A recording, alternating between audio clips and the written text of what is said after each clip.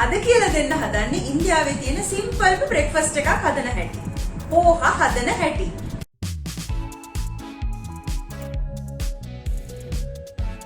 ඉතින් යාළුවනේ පෝහා හදන හැටි අද කියලා දෙනවා කොහොම මේ මරු ඉන්දියා channel එකකින් ඕගොල්ලෝ හිතනවා ඇති මගේ විශේෂයෙන් ඉන්දියන් යාළුවෝ හිතනවා ඇති පෝහා හදන එක ඉගෙන ගන්න ඕන දෙයක්ද? එච්චර සිම්පල් අනිත් එක එච්චර යූස් වෙන බ්‍රෙක්ෆාස්ට් එකක් ස්නැක් අයිටම් එකක් තමයි පෝහා කියන්නේ. ඉතින් ප්‍රශ්නේ තියෙන්නේ ලංකාවේ අය දන්නේ නැහැනේ පෝහා කියන්නේ මොකක්ද කියලා මේ ෆුඩ් අයිටම් එක. ඒගොල්ලන්ට තමයි විශේෂයෙන්ම මේ එපිසෝඩ් එක අද කරන්නේ. දැන් මේ පෝහා කියන්නේ මොනවද? ඔයගොල්ලෝ කල්පනා කරනවද? පෝහා, flattened rice, හබල පිටි. හබල පිටි තමයි පෝහා කියන්නේ. දැන් ලංකාවේ අපි හබල පිටි වලින් මොනවද හදන්නේ? අග්ගලනේ. පොළොවේ සීනි දාලා තේ වෙලාවට කන්න අග්ගල හදලා කනවා නේද?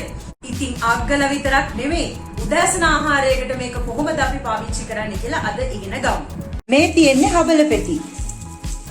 මේ බලන්න flattened rice. හබල පිටි නැත්තම් පෝහා. එහෙනම් දැන් අපි ඉන්ග්‍රීඩියන්ට්ස් බලමු පෝහා හදන්න. මේ තියෙන්නේ සුදු හබල පිටි මං ගත්ත. මම ගන්නේ සුදු. ඔයගලන්ට පුළුවන් රතුව වුණත් ගන්න කීල්ස් එකෙන් ෆුඩ් සිටියෙන් ගිහිල්ලා. මම සුදු ගන්න කැමතියි මොකද මේකේ ටෙක්ස්චර් එක ඊට පස්සේ يعني කනකොට පාට එහෙම ටිකක් ලස්සනයි සුදුෙන් හැදුවාම.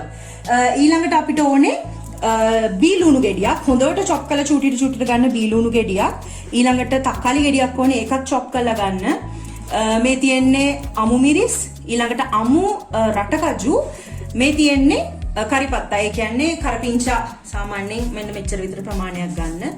ලුණු තියෙනවා, සීනි තියෙනවා, ගාගත්තු පොල් චුට්ටක් අරගෙන තියෙනවා. චුට්ටක් ඇති. ඊට පස්සේ මේ තියෙන්නේ රත්තරන්. මම කලිනුත් කියලා තිය ඔයගලන්ට ප්ලාන්ට් එකක් හදාගන්න මේක ගිනි ගන්න ලංකාවේ මේ කොරියන්ඩර් ලීව්ස් කොත්තමල්ලි කොළ ටිකක් ඕනේ සාමාන්‍යයෙන් ඩෙකරේට් කරනවට වඩා එකෙන් රසයකුත් එනවා. එතකොට මසාලා වලින් ඕනේ මට මේ මස්ටර්ඩ් සීඩ්, අබ, හිං. ඔයගොල්ලෝ දන්නවා මම ඔයගොල්ලන්ට කියලා තියෙනවා කලිනුත් මේ සම්බන්ධයෙන් හිං ඕනේ අපිට. අසමෝදගම් කුඩු, ඊළඟට කහ ඕනේ. එච්චරයි. මේ වර්ග 3 විතරයි මසාලා වලින් ඕනේ මේ කෑම වර්ගය හදන්න. දැන් ඉන්ග්‍රීඩියන්ට්ස් ටික දැක්කනේ. අපි එහෙනම් හදමු. දැන් මේ පෝහා හදන්නේ දෙන්නෙක්ට. එක්කෙනෙක්ට ගන්නකොට දැන් සාමාන්‍යයෙන් මම මෙෂර්මන්ට් එක අරන් තියෙන්නේ මෙහෙම මීටරකට එක්කෙනෙක්ට. අපි ඉතින් සාමාන්‍යයෙන් පොඩ්ඩයි කන්නේ ඉන්දියාවේ නම් බ්‍රෙක්ෆාස්ට් කියලා. එක්කෙනෙක්ට මේ දැන් දෙකක් වුණා මම පොඩ්ඩක් එක්ස්ට්‍රා දාගත්තා. මං හිතේ මානෙට තමයි මේ පොහ ප්‍රමාණය අරන් තියෙන්නේ. දැන් වතුර දාගන්නවා. මේ බලන්න. ඉස්සෙල්ලා වතුර මෙහෙම පුරවන්නගෙන දාලා මේක හොඳට හොද ගන්න. පේනවා මේකේ කුණු එහෙම ඔක්කොම ඊට පස්සේ යනවා. දැන් මේකේ වතුර බේර ගන්න ඕනේ. මම පෙන්නන්න වතුර බේරලා ඉවරුනහම කොහොමද කියලා. දැන් මම ඇත්තටම 3 සැරයක් හොදලා තමයි තියෙන්නේ. මේ බලන්න මම වතුර වැඩිපුර වෙලා තිබ්බේ නැහැ.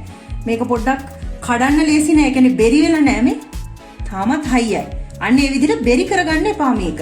දැන් ඔක්කොම වතුර අයින් කළා යාන්තම් වතුර චුට්ටක් විතර දෙන්න තියලා ඔය ඇති. දැන් හොදගත්තා. ඒක වහලා තියමු. නැත්තම් ගොඩක් ඩ්‍රයි වෙන නිසා. දැන් මම කඩායි එක ලිපේ තියලා මේ තෙල් දා ගන්නවා. එච්චර විතර ප්‍රමාණයක් ඇති මේකට. අර පෝහා ටික අතන පොඩ්ඩක් බෙරි වෙන්නෙත් නැතුව, හයි වෙන්නෙත් නැතුව සාමාන්‍ය විනාඩි 10ක් විතර ඒක එතන තියෙද්දි අනිත් අපි ෆ්‍රයි කරගමු. දැන් තෙල් රත් වෙන්න තියලා තියෙන්නේ. ඔයගොල්ලෝ දන්නවද මෙහි ගෑස් උත් ලේසි නෑ.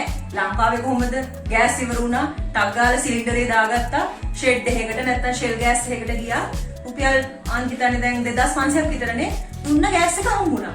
මෙහි එහෙම නෑ. මෙහි හරිය ලොකු කෝස්ට් එකක්. ගෑස් බුක් කරලා දවස් 10ක් විතර බලන් ඉන්න ඕනේ ගෑස් එකක් එනකම්. ඒක නිසා හැම ගෙවල් වලම mostly ගෑස් සිලින්ඩර් දෙක තියෙනවා. මම ඒ සම්බන්ධයෙන් වෙනම එපිසෝඩ් එකක් ආයි කරන්න.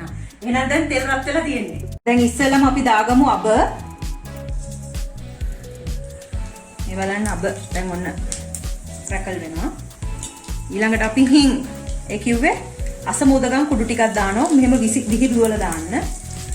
හරි. පළවෙනියෙන් දාගන්න ඕනේ රටකජු ටික. මොකද රටකජු වලට තමයි ටිකක් වෙලා යන්නේ. දැන් අපි අමු මිරිස් ටිකයි කරපිංච ටික දාගමු. හරි.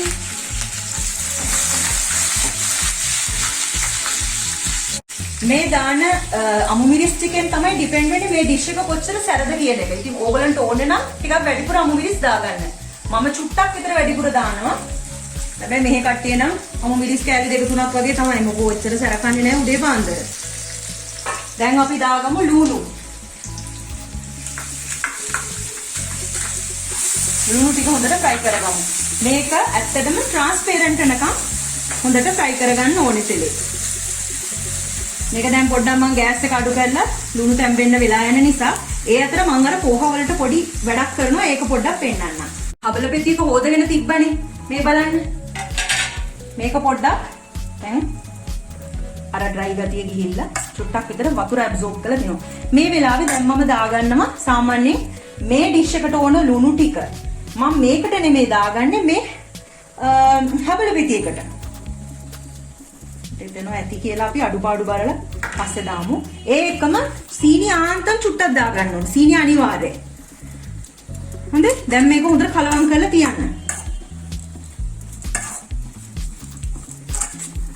කලවම් කරලා ඉවරලා පොඩ්ඩක් බලන්න කාලා මේකේ කොහොමද? සීනිත් වැඩි වෙන්නේ නැති වෙන්න ඕනේ. ලුණුත් වැඩි වෙන්නේ නැතුව ගානට ඒක සෙට් වුණාට පස්සේ හරි දැන් මගේ හිතේ මිම්මට මම දැම්ම ඒක හරි. දැන් මම මේක ආයි වහලා තියනවා. මොකද වෙලා යනවා තව මේකට දාන්න. එතකම් ඩ්‍රයි වෙන්නේ නැති වෙන්න වහලා තියන්න ඕනේ. දැන් ලුණු ටික දැම්බෙලා පේන්නේ. දැන් පේනවද මේ නිකන් ට්‍රාන්ස්පරන්ට් වෙලා තියෙන්නේ. අර හයිය ගතිය නෑ. මේකට අපි දැන් තක්කාලි ටික දාගමු.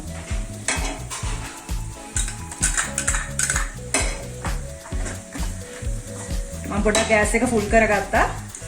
දැන් තක්කාලි ටික ආයි හොඳට ෆ්‍රයි වෙන්න ඕනේ. දැන් මම මේකට දාගන්නවා කහ. කහ සාමාන්‍ය මේ චූටි හැන්ද බලන්න. එකෙන් මම එකමාරක් විතර දානවා. හරි. කහ එකෙන් තමයි ඇත්තටම පාට එන්නේ. රසත් වැඩි. කහ ඉතින් මුළු ඩිෂ් එකටම ඇති වෙන්න මේකට තමයි දැන් දාගත්තේ. ඔන්න දැන් මම පෝහ ටික එකතු කරනවා. ඉතින් ඔන්න බලන්න. දැම්මට පස්සේ අර තියෙන ඔක්කොම මසාලා ටික මික්ස් කරගන්න ඕනේ හොඳට මේකේ. ෆ්ලේම් අඩු කරලා තියෙන්නේ ගින්දර. පේනවද කලර් එක? මේ කලර් එක එන්නේ නැහැ අර රතු එකේ. ඉස්සෙල්ලා ඔක්කොම හොඳට කලවම් කරගන්න. ඊට පස්සේ අපි අනිත් වැඩ ටික කරමු. දැන් මම මේකට අර කිව්පු චුට්ටක් විතර ගාගත්ත. මේස හැන්දක් එකමාරක් විතර ඒ ටික දාගන්නවා. මේ ඇත්තටම පොඩි ස්වීට්නස් එකක් එන්න. ඒකත් අර විදිහට කලවම් කරන්න. මීට උඩින් මම දැන් අර ගත්තපු හොදලා අරගත්ත කොරියන්ඩර් ලීව්ස් තියෙන්නේ. ඒ ටික මම දැන් කපලා දානවා. මෙහෙම අරගෙන කතුරකින් අර අත් වැඩ කරනවා වගේ ළමයි මෙන්න මෙහෙම ලස්සනට කපා ගන්න. මේකටම කපන්න ඉතින්. අත් වැඩ ක්ලාස් එක ඉවරයි දැන් ඈ. ඔන්න කපා ගත්තා. දැන් මම මොන ආයි අර දාපු පොළුයි කොරියන්ඩර් ඒ කියන්නේ කොත්තමල්ලි කොළ ඔක්කොම දාලා ආයි හොඳට කලවම් කරනවා. පේනවද කලර් එක ලස්සනයි නේද? දැන් ඔන්න මේක අපි ස්ටීම් කරගන්න ඕනේ. ස්ටීම් කරන විදිහ මෙහෙ ටිකක් වෙනස්. මේ බලන්න මම අරන් තියෙන ලිඩ් එක. මේ ලිඩ් එක මෙහෙම වැහුවාම ඔබට මම පෙන්නන්නම්. මේක දැන් වැහුවට පස්සේ ඔබට පේනවද මේකේ වල වගේ තියෙනවා. මම ඒකට වතුර ටිකක් දාගන්නවා. මෙන්න මෙහෙමයි ස්ටීම් කරන්නේ. මේ ස්ටීම් කරන එක ටිකක් අපේ ලංකාවට අලුත්. මොකද අපි කරන්නේ මිටි කිරි, දිය කිරි දාලා පොද්ද වගේ හැඳි ගාගෙන හදන එකනේ. දැන් මේගොල්ලෝ මෙහි ඉන්දියාවේ ගොඩක් කට්ටිය ඊවන් විශේෂයෙන් මහරාෂ්ට්‍රියන්ස්ලා ඒගොල්ලෝ ඔක්කොම එළවලු ස්ටීම් කරනවා. මේ විදිහටම මේ ක්‍රමයට තමයි ස්ටීම් කරන්නේ. මේ වාජනේ වහලා ඒ උඩ වතුර චුට්ටක් ඉහලා තියෙනවා. එතකොට අඩිය අල්ලන්නේ නැහැ. දැන් ස්ටීම් වෙලා ඇති 10 මිනිත්ස් වුණා. මම දැන් ලිඩ් එක අයින් කරනවා. මේකේ මේ වතුර තියෙනවා පේනවනේ. අපේ පෝහ එකේ කලර් එක.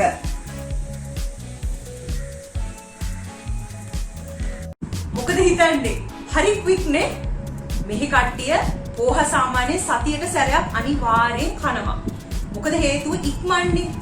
උයන්න කම්මැලි වුණා නැත්නම් හදිසියේ ඉන්නවා පරක් වෙලා හැරුණා. මොකක් හරි හේතුවක් ටක් ගාලා විනාඩි 15න් හදන්න පුළුවන් easiest කෑම එක තමයි පෝහ as a breakfast. ඔයගලට තව කතාවක් කියන්නද? දැන් සාමාන්‍යයෙන් ගෑනු ළමයෙක්ව බලන්න යනවනේ පිරිමි ළමයා යාගේ පවුලේ කට්ටියයි ප්‍රොපෝසල් එකක් කියලා කියමු. ලංකාවේ නම් අපි ලොකු කෑම මේස ක්ලාසිකල් ඒ උදවිව පිළිගන්නවනේ. දැන් මෙහෙ කොහොමද? හරි සිම්පල්. එතකොට අපි ඉවනිං එක හරි මොර්නිං එක හරි ගිහිල්ලා ඒ ළමයා බලනවා කියමු. එතකොට ඒ වෙලාවට කාඳ පෝහ වර්ධින්නේ නැහැ. ඒත් එක්ක සමෝසත් ඒ වගේ දේවල් තමයි ඒගොල්ලෝ දෙන්නේ. මගේ ඉවනිං ස්නැක් එක රෙඩි. ඕගොල්ලන්ට බ්‍රේක්ෆාස්ට් එකක් විදිහට හදාගන්න පුළුවන්. තේ එකත් උණුයි. මේ බලන්න මම දෙහි බෑයක් විතර ගත්තා. උඩින් පොඩ්ඩක් දෙහි ටිකක් ස්ක්වීස් කරගත්තොත් මේක තවත් රසයි. කාලා බලමු නේද?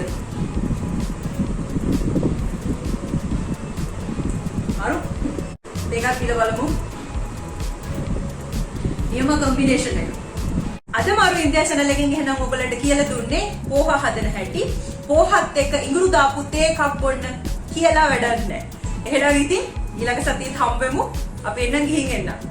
subscribe කරන්න, share කරන්න, like කරන්න වරද්දන්න එපා. bye.